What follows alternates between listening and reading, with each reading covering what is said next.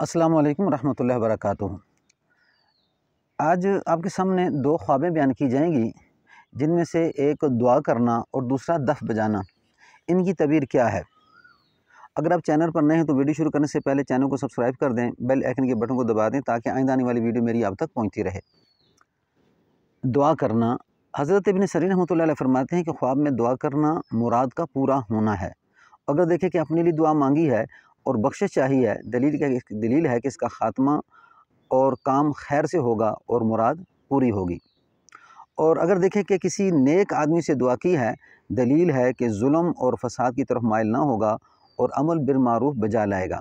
और अगर देखें कि खलकत के लिए दुआ करता है, दलील है कि खलकत का खैर ख्वाह होगा और उसकी मुराद पूरी होगी। और फिर फरमाया कि अगर देखिए ख़ास दुआ मांगी है, दलील है कि इसके फ़र्जंद पैदा होगा। फरमान हक़ ताला है, इज़ नादा रब्बहु निदाअन खफ़िया, जिस वक़्त के मरियम अलैहिस्सलाम ने नहायत पोशीदगी के साथ अपने रब को पुकारा। हज़रत इब्राहीम करमानी रहमतुल्लाह अलैह फरमाते हैं कि अगर देखें कि तारीकी में दुआ मांगी है, अगर नेक और पारसा है तो अल्लाह ताला उसको बख्शेगा और उसकी मुराद पूरी होगी।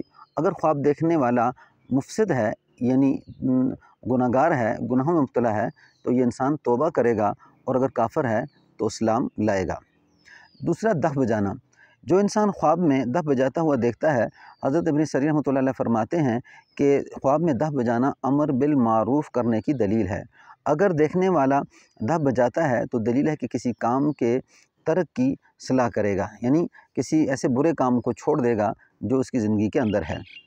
हज़रत इब्राहीम करमानी रहमतुल्लाह अलैह फरमाते हैं कि ख्वाब में देखे कि इसका उस्ताद दफ बजाने वाला है तो दलील है कि बदकार औरत से शादी कर लेगा। हज़रत जाफ़र सादिक़ रहमतुल्लाह अलैह फरमाते हैं ख्वाब में दफ की आवाज़ सुनना खुशी है और अगर कनीज़ या किसी औरत से सुने तो बेहतर है। अगर किसी मर्द से सुने तो दौलत और बंदगी पाएगा, यानी उसे दौलत नसीब होगी और बंदगी पाएगा, अल्लाह सुब्हानहू व तआला को राज़ी करने की कोशिश करेगा। अगर किसी जवान से सुने तो कामों के ज़ाहिर होने की दलील है। अस्सलामु अलैकुम व रहमतुल्लाहि व बरकातुहू।